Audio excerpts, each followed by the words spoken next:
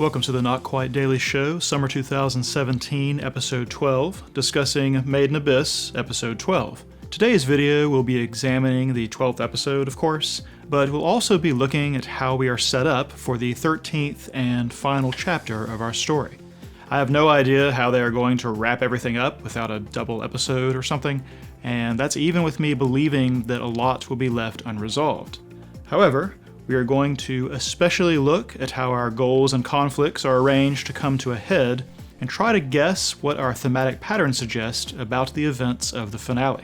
This video took longer than anticipated because I ended up scrapping basically the whole theme section. I just hated it, and it's too important of a moment in the series to feel like I hadn't put out a good product. But I eventually rewrote it enough times to find something I really like, so I hope you enjoy it as well.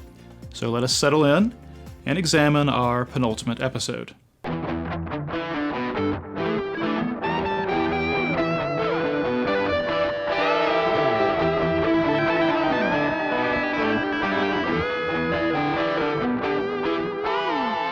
We'll start goals off with one of our main driving forces, Riko's goal of conquering the Abyss.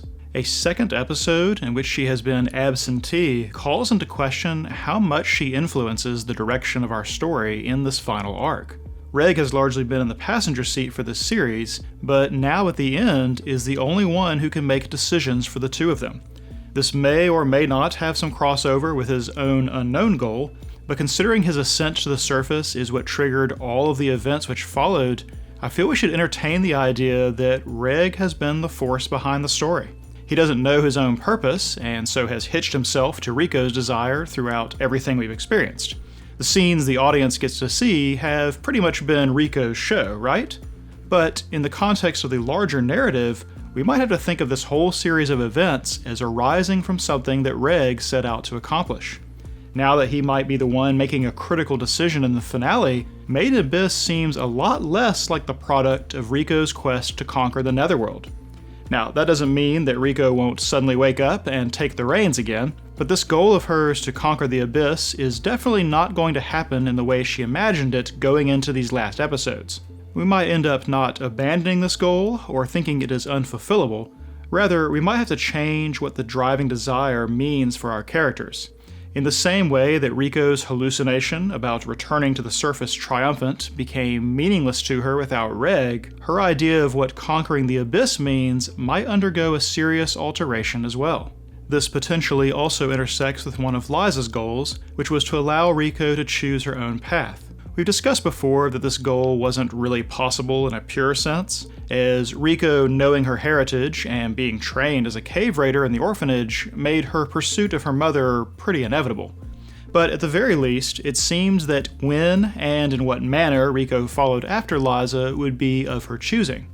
This change at the end, where only Reg is in a position to steer their course, calls the success of Liza's goal even more into question. Now, because Reg can't remember what he set out to do, he has largely been driven by only two things: figure out his past and past goal, and to protect Riko. Lately, Riko's injury has focused him entirely on this protection goal, even though the intrusive memory last time reminded him of the other quest. This time, the drive to protect Riko has Reg focused on a way to avoid the Curse of the Abyss. Reg suspects, correctly, that Nanachi has some understanding of the curse.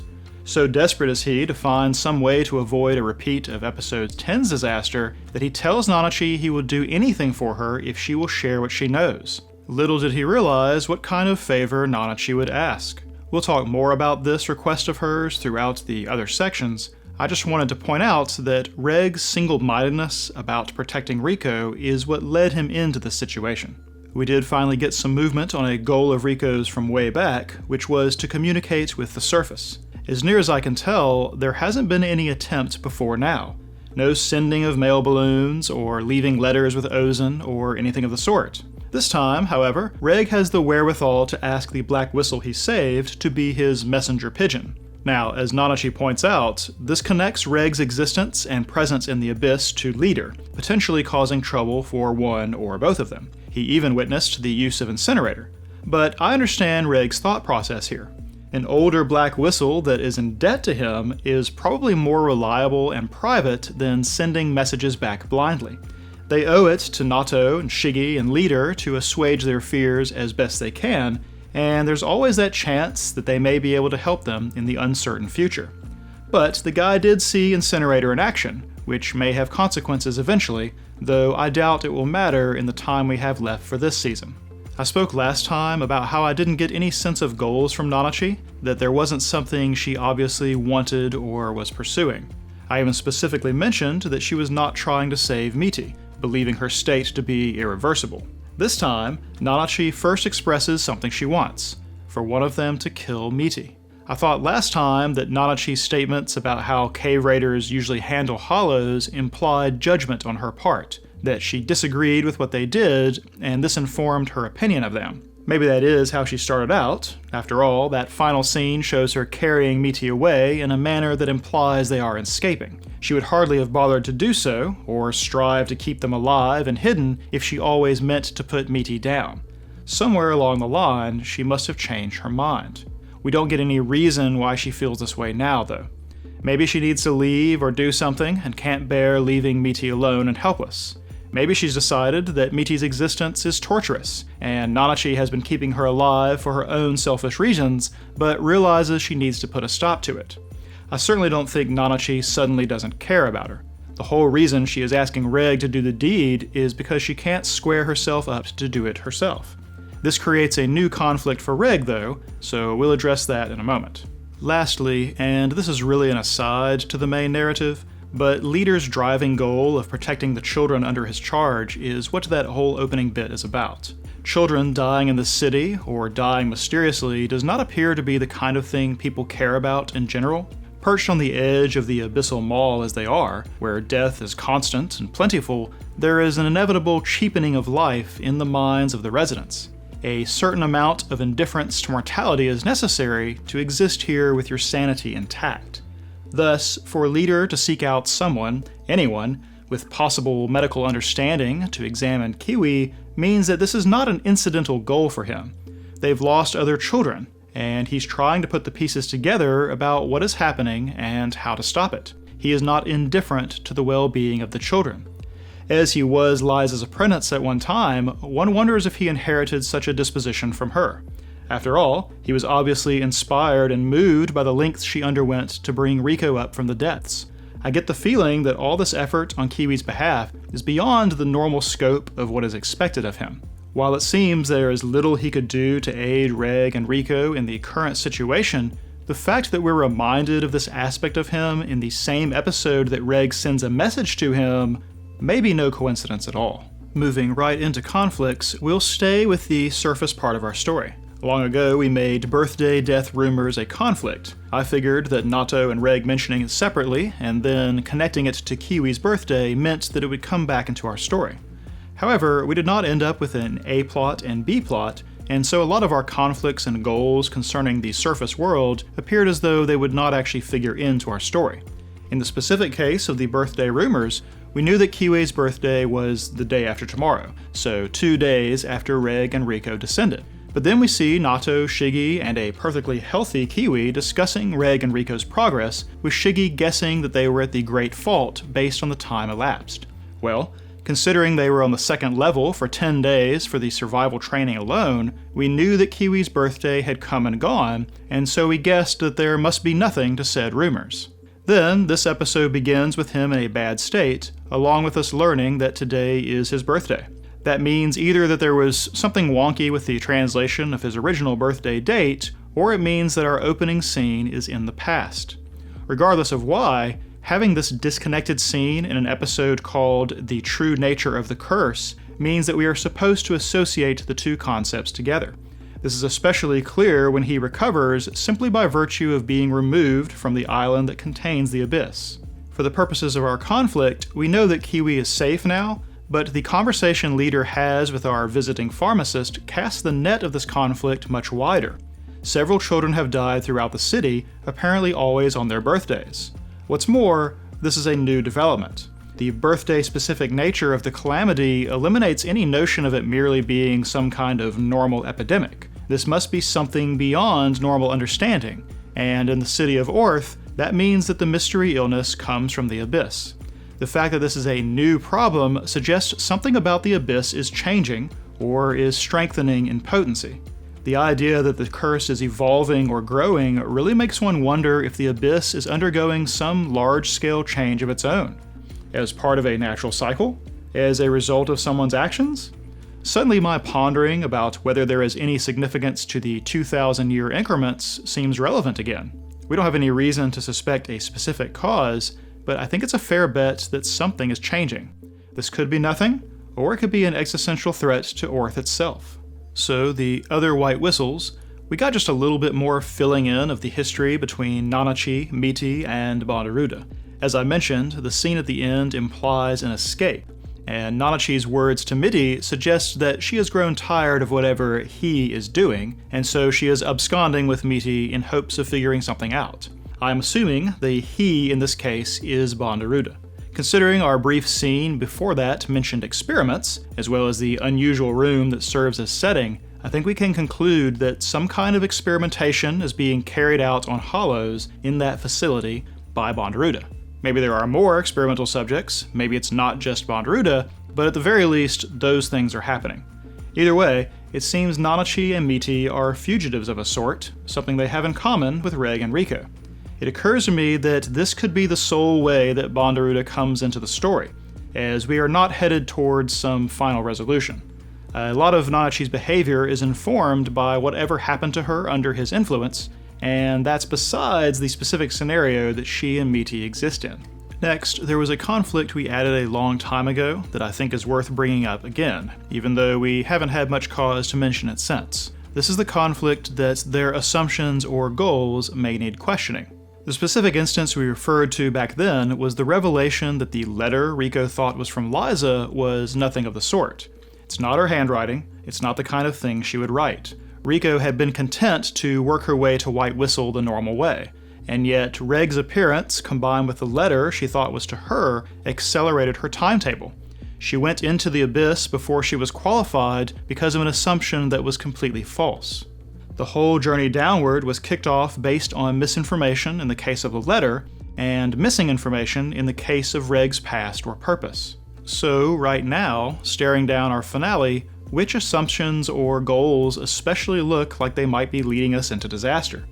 The audience now knows that Nanachi has a history with Bondurudda that could spell trouble, yet Reg and Riko neither know nor suspect as much. This is what is known as dramatic irony, where the audience has intentionally been given information that the characters do not have in order to increase the tension of watching them act in ignorance. We understand the significance of what is happening or being said, while the parties actually involved do not. There is also a minor one in the form of the necklace, as it appears that Reg doesn't know that Riko picked it up long ago, and it's suggested that the necklace may prompt a recovering of another memory from him. Thus, we as an audience will perk up in attention when either Bondurudda or the necklace comes up in our next episode, as we know something that Reg and Riko do not. Beyond that, though, where they made sure the audience is more in the know, are there any assumptions that Reg and Riko have made that we should stop assuming are correct? For example, what about the idea that White Whistles are heroes? Ozen was ultimately helpful, but not exactly heroic, while Bondurudda seems like he might be a literal monster. Should we assume that Liza may turn out to be unscrupulous as well? That this fantasy folk hero version of her that we have gotten through the lens of Riko and everyone else is actually not so heroic? Alongside that, how about the notion of the guild as neutral or benevolent? There might be some truly awful things going on in the Abyss with their blessing. We've interpreted the orphans' apprehension around guild officials as part of a general distrust of authority, going hand in hand with our world of children viewpoint. But what if that unease is being invoked in the audience for another reason?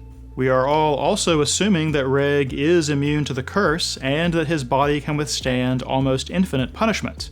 That would be a terrible thing to suddenly be wrong about. And then, of course, they are still assuming Liza is alive and is expecting them, and they can even reach her if these things are true. I realize that this is the assumption that the whole series is founded on, but the number of things we don't know is way larger than the number of things we do. there's probably very little we should feel absolutely certain about going into this last episode. Finally, as we mentioned in goals, we have a new conflict thanks to Nanachi's request, which I am calling the Miti problem. We'll talk more about this in theme, but the conflict is a war between Reg's nature and Reg's promise. I can't believe he would assent to killing Miti with no quibble or debate, but Nanachi revealed information that she didn't really want to reveal. Is it more disagreeable to Reg to break his word, or more disagreeable to kill an innocent regardless of the circumstance? And what are the possible repercussions if he refuses, considering a hostile Nanachi could become a threat to Riko? Not to mention the potential gain of having someone as advanced in abyssal survival as Nanachi go with them, something that can probably only happen if Miti is no longer around. In fact, it is Reg saying he wishes she would come with them that prompts her to ask for the favor in the first place. This is the conflict we are left off on, and it seems it will be the first thing that must be resolved in our finale. Kill Miti, refuse to kill Miti, save Miti, or convince Nanachi that there may be a way to cure Miti. These seem like the only options, and some may not be possible, yet all would complicate the situation. This is going to be a really nice crucible to kick things off next time, as it will bring our characterizations and goals and themes to the same critical moment, and will reveal for us which values or priorities are ascendant in our characters. I think this is really excellent structuring on the part of our creators, though I would have been happier if such a critical moment had happened at the beginning of this episode to give us a two-part finale. Still, it's a good sign to me about what our impending finale will have in store. So in characterization, we once again have an absentee Riko. Her sole contribution to the episode is the bizarre dream she is having, but it doesn't tell me anything about her character. So we really only have Reg and Nanachi to discuss again. There's very little new characterization of Reg, I think. We discussed the enthusiasm he had to learn more about the curse in order to protect Riko, and the offer to do whatever Nanachi wants in return has come back to bite him in an unexpected way. This is pretty in line with the reckless decision-making we pointed out last time. We also got a very literal example of Reg excelling when he follows orders when he receives live cues from Nanachi in a rematch with the Orb Piercer. Oddly enough, the nature of the curse and the way it ripples intent means that it is actually advantageous to surrender your decision-making to someone else. Reg has been practicing deferring his autonomy the whole series, and suddenly it's an advantage rather than a hindrance. I absolutely never saw that coming. I don't want to make too much of this, but this might have far-reaching thematic resonance depending on our finale, so we might come back to it next time. The real new development, I think, is Reg's interaction with the Orb Piercer. We've seen Reg use Incinerator several times at this point, right? But it's always been defensively. It's always been because he believed in imminent peril to himself or Riko.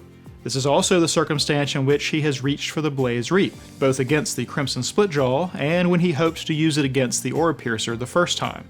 Reg has killed creatures of the Abyss for survival. He and Riko have done the same when it came to hunting, whether fishing or trapping the weird hippo thing, and presumably with the Neritantans as well. This fight with the Orb Piercer is none of that. They specifically set out to let Reg see the effect of the Curse of the Abyss by picking a fight with a creature that could sense his intention. That their timing ends up saving a Black Whistle is incidental. They set up the communicator with this purpose from the beginning. What's more, when Reg has the bull by the horns, he summons up images of Riko's injury and funnels a rage at her suffering into his attack. He isn't trying to kill for protection or food, out of need or fear. This attack comes from a place of anger. He is driven by a sense of revenge. We've certainly seen Reg get upset before, and in pretty much every case it's because of Riko. Whether it's intervening during Ozen's psychological assault, blasting corpse weepers, or shouting at Nanachi, Reg only seems capable of becoming confrontational if Riko is concerned. If you watched my long speculation from last time, I can see how this might even be instinctual. Yet this instance is the first time it wasn't reactionary. They hunted down the Orb Piercer on purpose, and Reg chose the overkill method of Incinerator at point blank to match the intensity of the destructiveness that he was feeling. This is a much more aggressive Reg than we are used to seeing, though it is still linked to Riko as all of his emotional responses seem to be. Now Nanachi gets a lot more context this time. She shows her own aggressive streak during the Ore-Piercer encounter, encouraging Reg's violence with a tone and expression that imply that she takes some delight in the exercise. I would also assume that it was her idea to hunt the Ore-Piercer in the first place, though removing it from her hunting ground is a more practical purpose than Reg's revenge. Still, I think she enjoyed the whole exchange, and she did not seem concerned at all for Reg's well-being. Maybe she simply realizes more about him than she has put to words, but her plan pretty much counted on him being in position to be stabbed repeatedly. The only distress or surprise she shows at all is from the use of Incinerator, though we'll have more to say about that later on. The other thing from the encounter to note is the way she tries to keep Reg from interacting with the Black Whistle. She seems to know that Reg will want to try to save the guy, but she wants him to flee right afterwards, saying that once Orby is dispatched, cave raiders pose the greatest threat to them. Our guess last time about her low opinion of cave raiders appear to be on the mark, but it's coupled with fear. Nanachi fears being discovered, and so the way she monitored Reg and Rico in episode 10 while remaining hidden is probably not an isolated event. Once Reg returns to her, she is mostly okay with his disobedience since he didn't mention her. However, she still suggests that he might be creating trouble for the guy at the orphanage. Thus, fundamentally, we can infer that she does not trust cave raiders at all.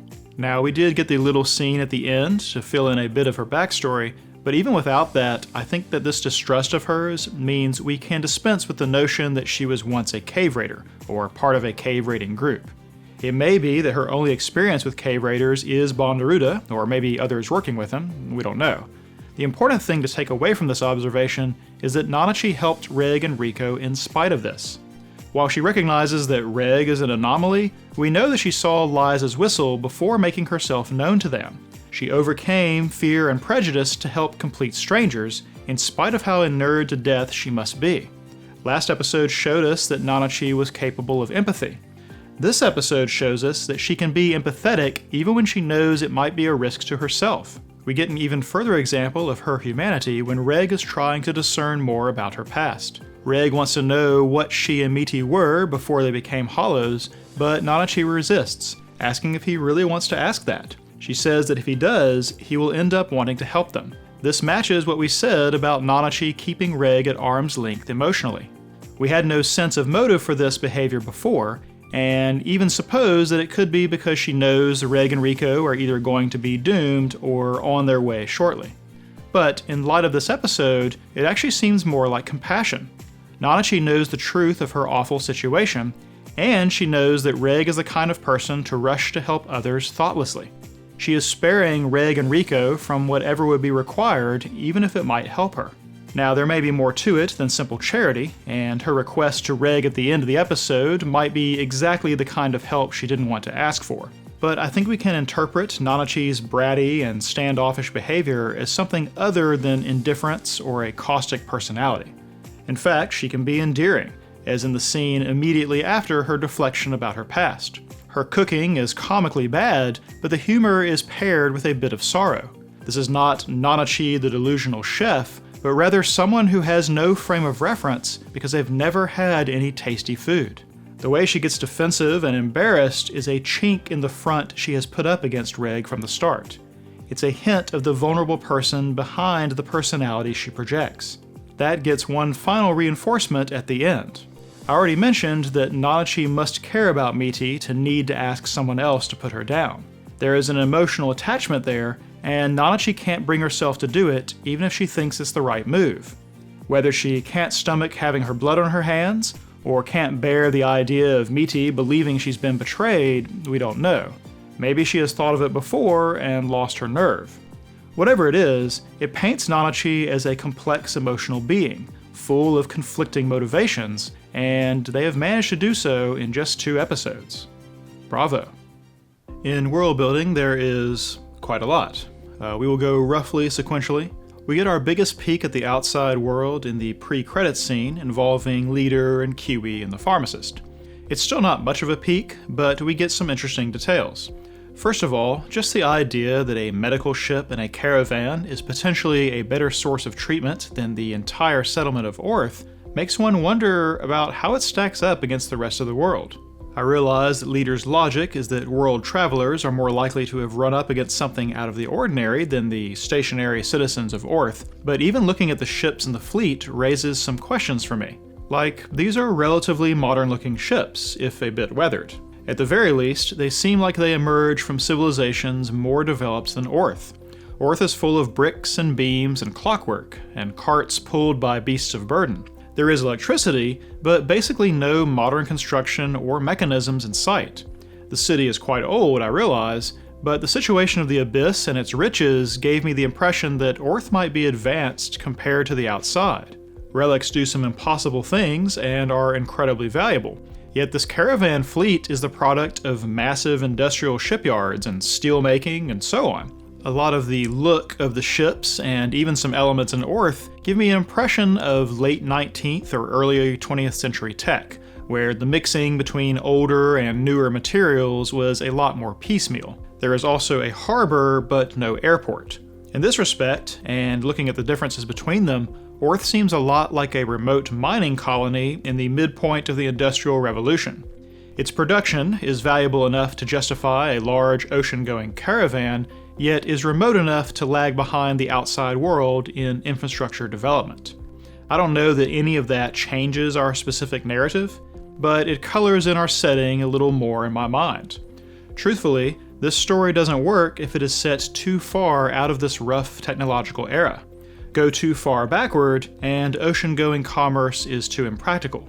Go too far forward, and the curse will be rendered meaningless once exploration is taken over by robotics and drones, as Reg himself rather demonstrates. Anyway, inside the actual Abyss, we get some more information about both the curse and our current circumstances. The first bits of new information are about Meaty. I said last time that her crouching on Rico didn't feel like a conflict, but rather might lead to a revelation about her or Rico this time. This has turned out to be so. We learn 3 interesting things, 2 of which are stated directly. One is the fact that Meaty's body can produce antidote against poison. It seems to do so automatically, and it makes me wonder if this is some kind of survival mechanism that Hollows acquire by virtue of their infection with the curse. This by itself seems like the kind of thing someone would experiment on Hollows to learn or to profit from. One might even create Hollows in the first place if this was one of the side effects, unless the experiments themselves lead to this ability. Maybe this will be clarified later on. The second thing we learn about Meaty is that she is or was a girl roughly Rico's age. We guessed that she was young based on that tiny flashback last time, but now we know for sure how young. The last thing we learn is in the subtext of what Nanachi is saying about why Reg shouldn't worry about her behavior. Nanachi says that Meaty wouldn't attack humans, and also that she wouldn't eat the water shrooms, that she isn't one to treat others so cruelly. She also proclaims that Meaty is emotionally attached to Rico, something she doesn't usually do to visitors.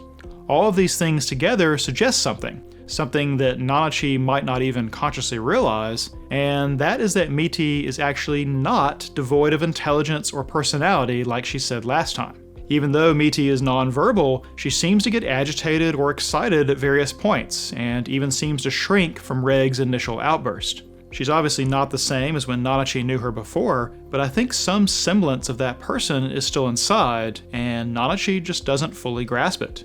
Next up is the big information reveal, which is all of Nanachi's insight to the nature of the curse. She demonstrates via use of a grade 3 relic called Fog Weave, which is just a super thin bit of cloth.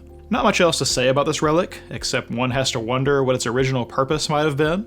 It's strong for its thinness, but is nearly transparent. Cloth usually has some opaqueness to it, right? Like, that's often the point. Anyway, she characterizes the curse as a very floaty thing that reacts to movement and consciousness in a way that recalls currents in the air or water. As it is piled layer on layer, it is in a sense thicker the deeper you get. This means that it reacts more strongly when disturbed, and the symptoms it invokes become stronger as well. Long ago, I compared descending in the abyss to diving in the ocean, in that the problem comes from resurfacing rather than from traveling downward.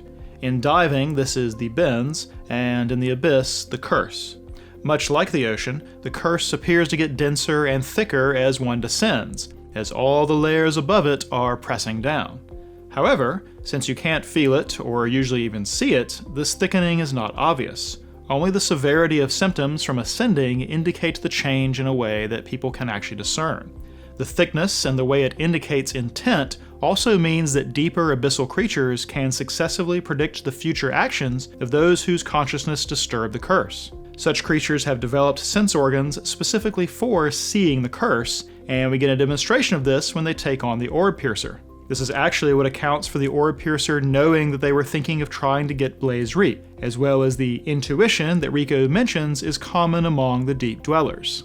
There's two things I find interesting about this, aside from the fact that it's, well, a pretty interesting bit of world building. One is that Nanachi can see it, other Deep Abyss creatures can see it, and yet Cave Raiders can't see it. That is, humans and maybe all surface dwellers can't see it. Nanachi being able to see it implies once again that she is not really a hollow, but is a creature of the Abyss. I don't know what that means exactly, or maybe whatever happens to those who become hollows also grants them this type of eyesight. However, if Miti's ability to create antidotes in her blood came from turning into a hollow, then it stands to reason that Nanachi's own body could do the same thing. I'm assuming that it doesn't, else she wouldn't subject Miti to that. Anyway, the point is that Nanachi being able to see the curse implies that she comes from the Abyss originally, and would be subjected to the same evolutionary pressure that produced the Orb Piercer's ability to sense the curse's flow.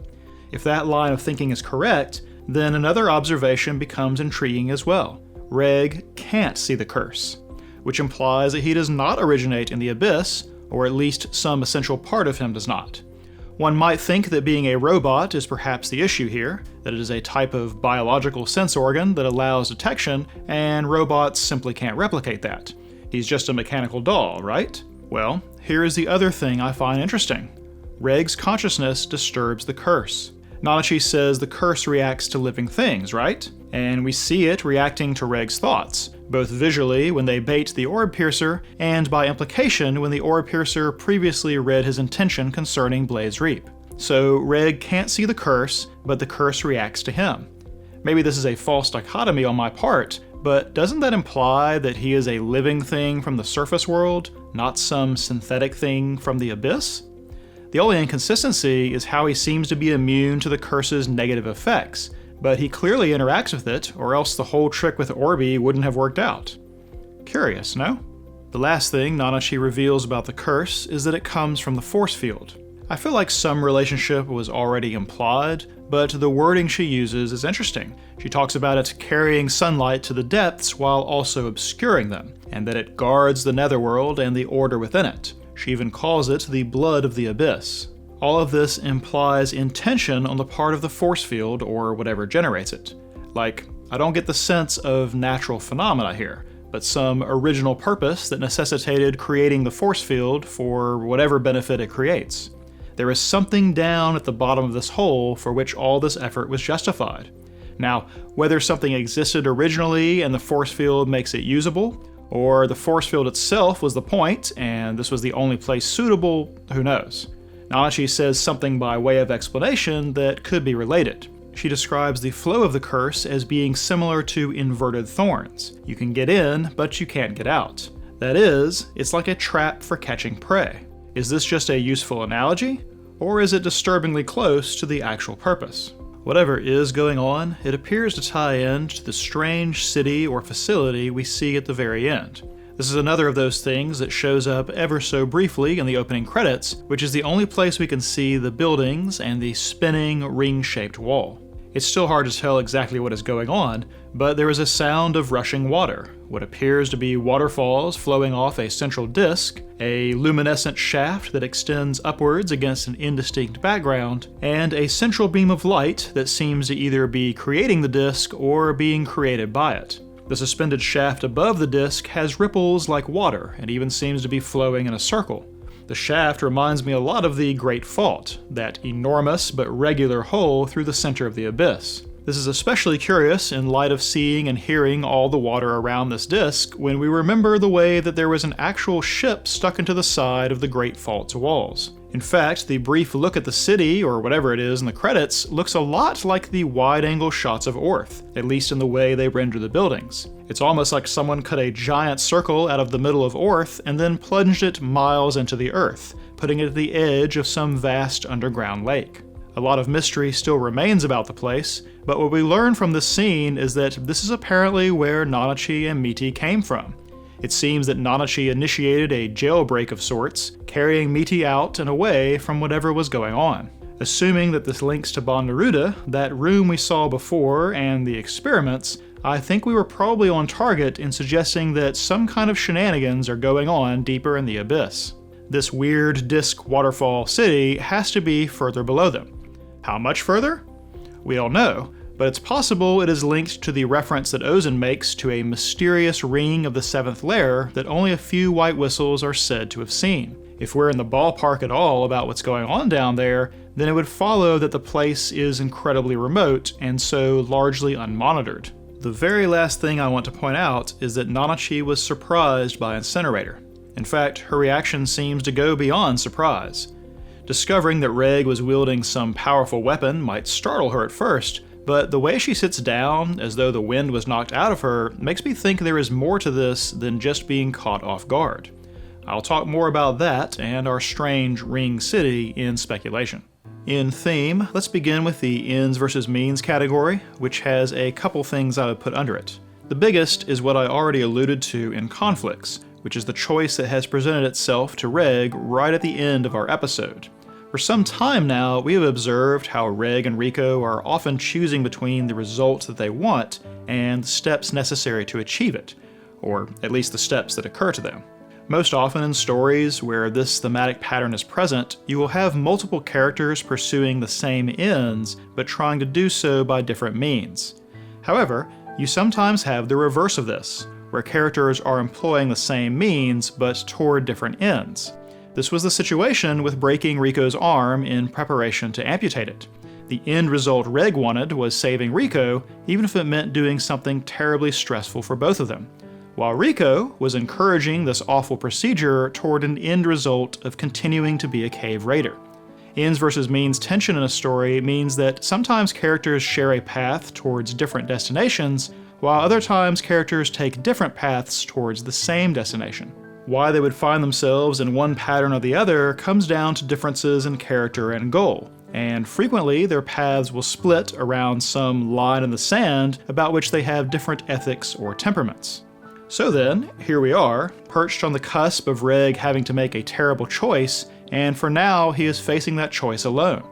I'll have something to say in speculation about how I think it could change further, but for now, Reg has to weigh the ends that he values, such as keeping his word to Nanachi, repaying her for saving them, enlisting her aid for the journey, and continuing to protect Riko, all that against the means that she has asked of him, namely putting down someone who, to Reg's mind, is probably a complete innocent.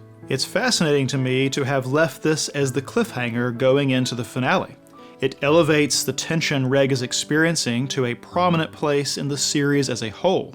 He has two options which both may seem wrong to him. Does he choose the less disagreeable means, or does he take the third option and reconsider his ends? Is this in fact the question that is presented to every person who decides to descend into the abyss? Is this possibly about the tension between a promise or goal and the realities necessary to see it through? That's just a slight permutation of the normal ends versus means tension. Riko has her own goals and vows that she has stated aloud and built an identity around, and the prospect of being permanently disfigured didn't make her flinch. But what if the choice wasn't between giving up and suffering harm, but between giving up and causing harm? What would she do? What would Reg do? Even for the sake of saving Riko's life, he struggled with the task of breaking and severing her arm. Does this mean he's basically too soft for the abyss, despite being physically more resilient than anyone? It's quite the interesting contrast. What is just as interesting in all this is the grayness of the morality in question. Nanachi isn't asking Reg to put down Miti out of greed or malice. I don't think it's even out of pragmatism. This is conjecture on my part, but I think Nanachi thinks of this as mercy, similar to putting down a beloved pet when their quality of life plummets too far. It may even be that she thinks cave raiders are used to this kind of thing and wouldn't be as upset by it as she would be. Hence, she might not think of what she's doing as enforcing an emotional burden on someone else. To use the pet analogy, it would be like having a veterinarian who is detached and professional and inured to euthanizing pets to be the one to put down your dog or cat rather than you doing it yourself. You aren't really inflicting psychological harm on the vet, you are deferring to their unique expertise and experience to spare yourself some of the anguish. Maybe Reg has a moral objection to killing Miti, but maybe Nanachi has a moral objection to letting her continue to live.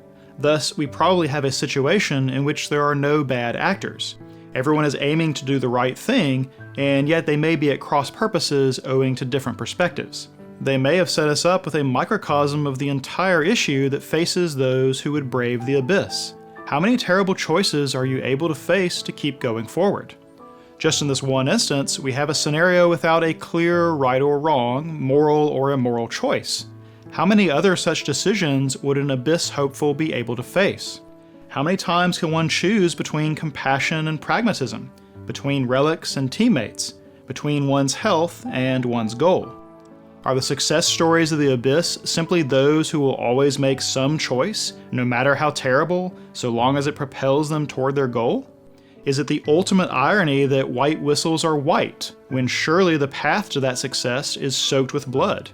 Meanwhile, red whistles are those who have only just dipped their feet into the abyss, and are therefore still largely innocents.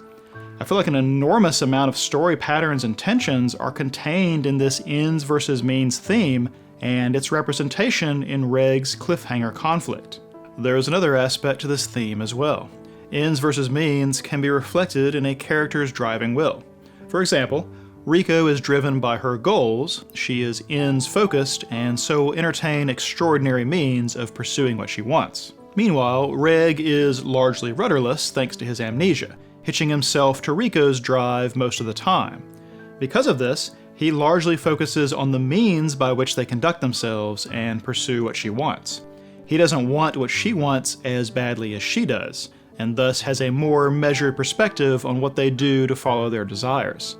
This, too, might come to a head with this particular cliffhanger situation, at least if Riko wakes up in time to have input on the matter. We have a whole section of these analyses dedicated to tracking character goals, right? Because understanding what motivates characters and how that changes is a really effective way to track the progression of both narrative and characterization. However, some people are more goal-focused than others, and aspects of their character can potentially override whatever currently drives them. Seeing exactly where such a thing happens to a character is one of the most revealing moments about their inner selves. I suspect we are being led to just such a watershed moment, and I am pleased at how many other thematic patterns appear to be along for the ride. This includes another of our most dominant themes, the gravity of the unknown. Even if this idea had never occurred to us before now, this episode spells the concept out plainly. It begins after our pre-credit scenario involving Kiwi and the birthday sickness. The crisis over, our pharmacist goes above deck and is lost in thought over the unusual circumstance. This leads her to reflect on the abyss itself and how it exists as a kind of curse, as mysterious and deadly as whatever afflicted Kiwi. This is an aside, but this transition is kind of amazing.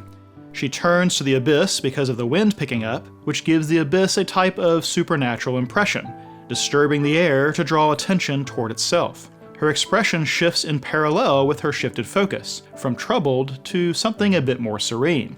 The abyss is a curse and a tremendously mysterious thing, but it's a known mystery. It's familiar.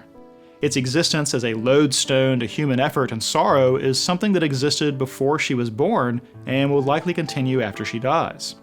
Then, shifting away from her and toward the island culprit, her thoughts roll right into the opening narration, and the first few strains of music begin.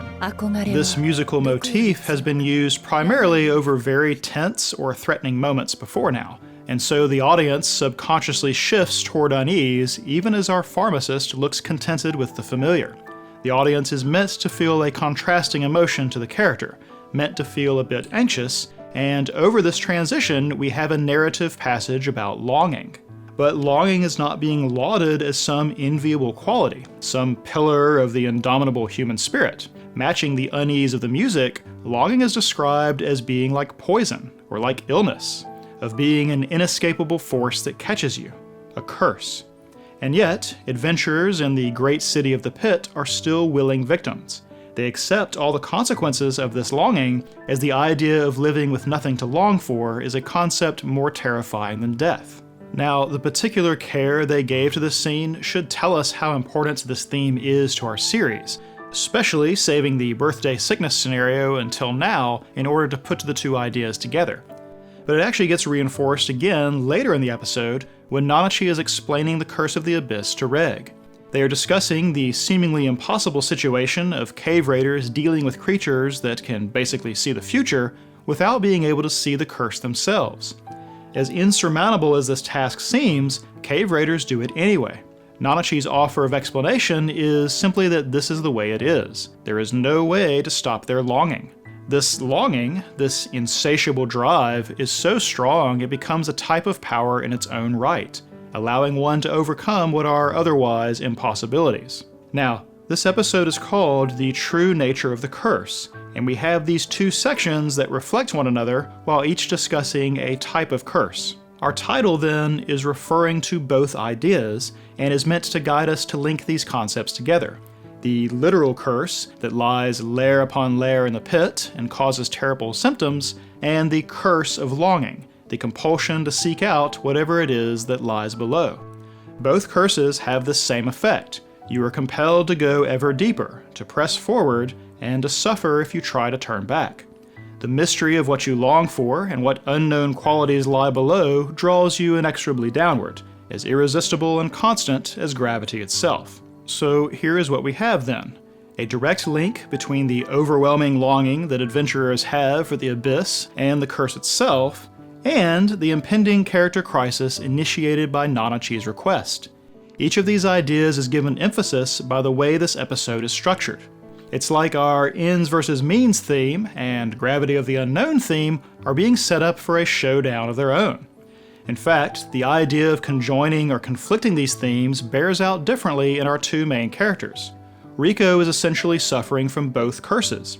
She has the insatiable longing to chase into the abyss, and she is currently suffering from the effects of the physical curse.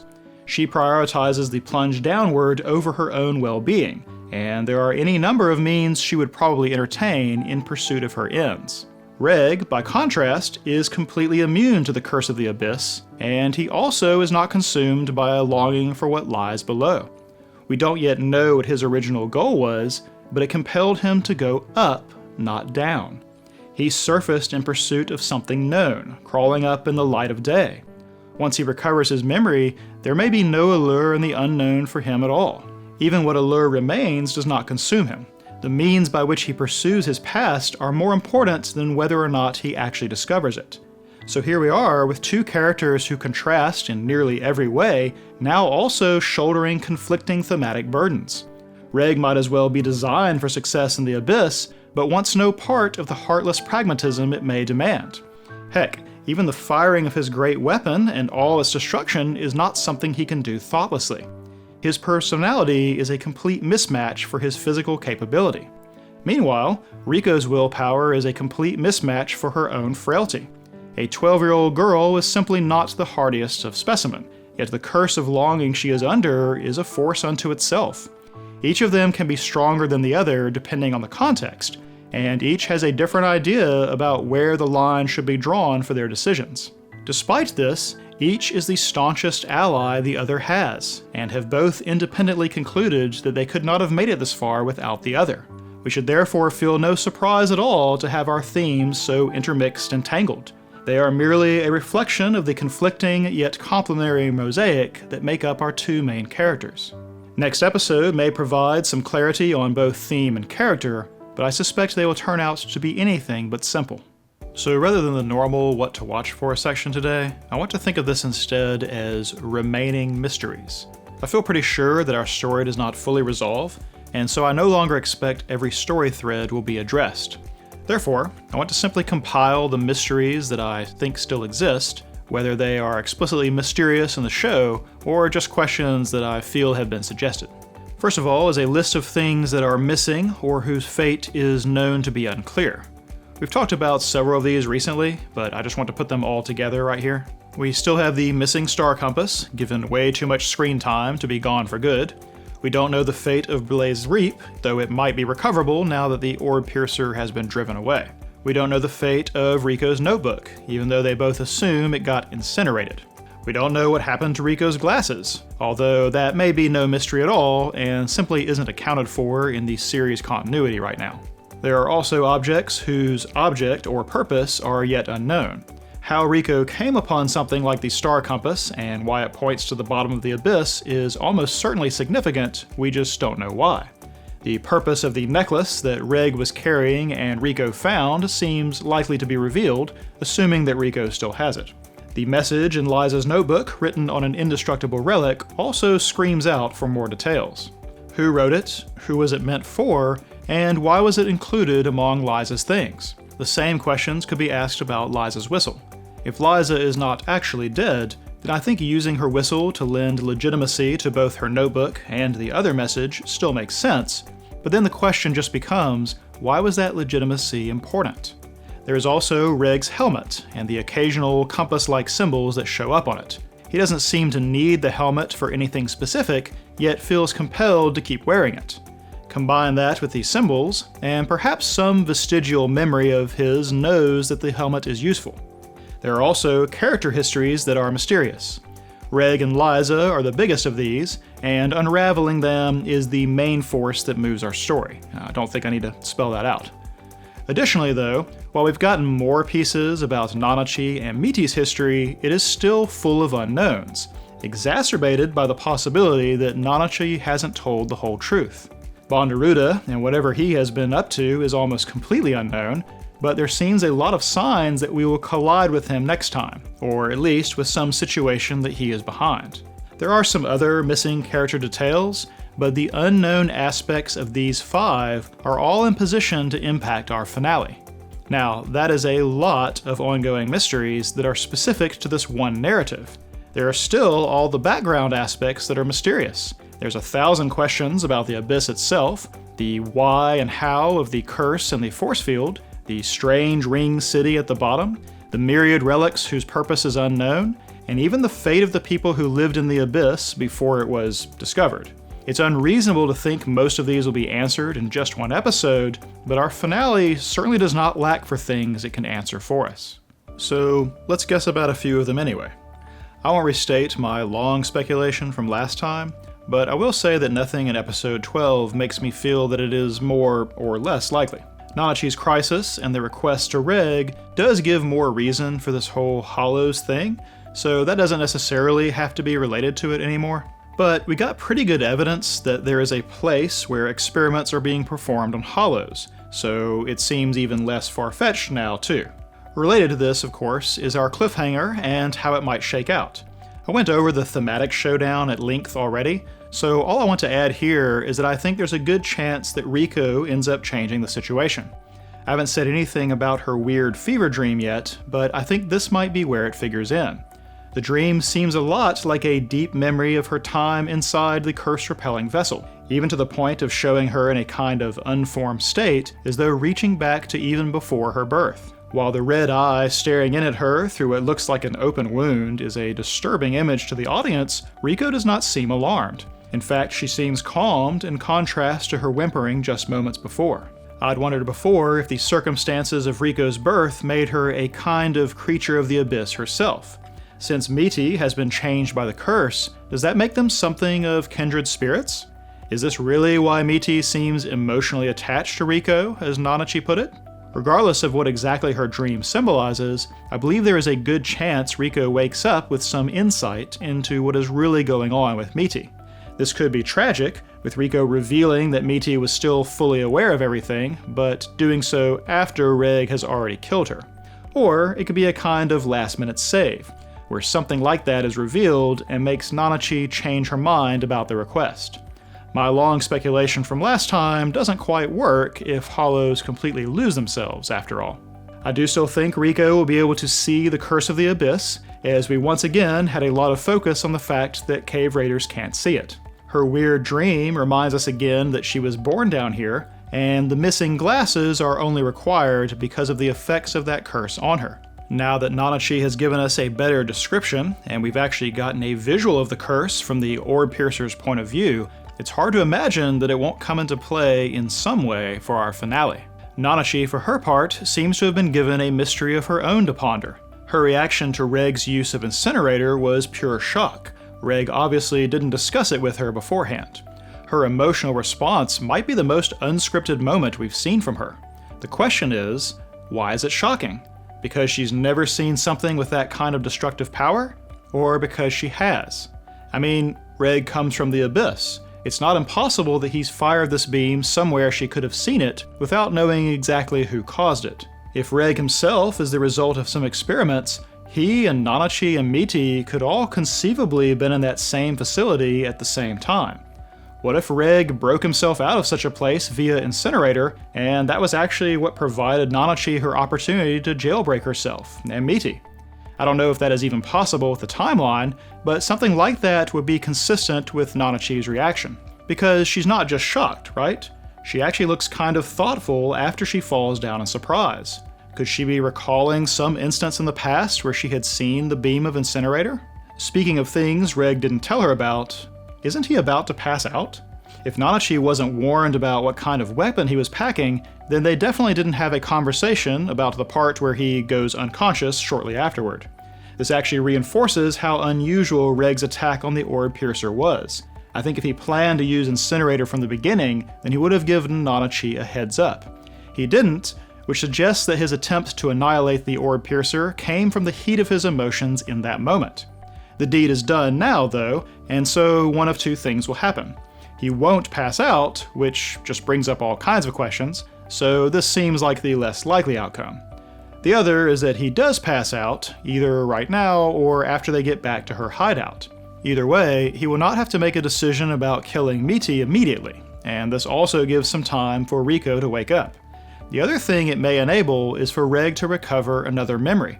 It may be that simply going deeper into the Abyss is why he has had a few moments of remembrance, and so who knows what kind of effect passing out this far down might have on him. Speaking of the hideout, I guess this is both mystery and speculation together, but what is the story with this place? Now that we've seen that Nanachi stole Miti away from that crazy city or facility, we know that she was not part of some cave raiding expedition that wandered too far. The hideout has lots of cave raiding equipment, including several purple and black whistles, and also has a lot of graves in its backyard. Were all of these things here before Nanachi found the place? That seems most likely. She said it took a while to find a place that stable with so little of the curse present. That makes it a lot like the Seeker Camp, and is probably why the Seeker Camp exists where it does. It would make sense for cave raiders to have set up their own way station in such a place, right? Now that we know how Nanachi feels about cave raiders and the threat they pose to her, it doesn't seem like she would be sharing her shelter with any expeditions. So, what is the history of this place? The graves are pretty overgrown, so perhaps it's a long-forgotten outpost. If so, then its past may not make any impact on our story at all. But if that's so, why create such a robust setting and keep us in it for more than 2 episodes? Right at the end, we are teased with another mysterious setting, the City with the Beam of Light. I spoke about it already, so I won't completely restate. From the opening credits, it looks like there are piers, as though there is traffic on that lake, or was, and ripples emanate out from the city. I'm not sure if that is from the spinning or from the waterfalls that come off of it. Of course, I don't know why it would spin at all. Also, and this may just be indistinct artwork, but doesn't it seem like the reflections on the water don't match up with the surface? Or are we supposed to be seeing partially through the water, and the dark and light patterns are actually what lies beneath? No idea what that implies, if it's intentional.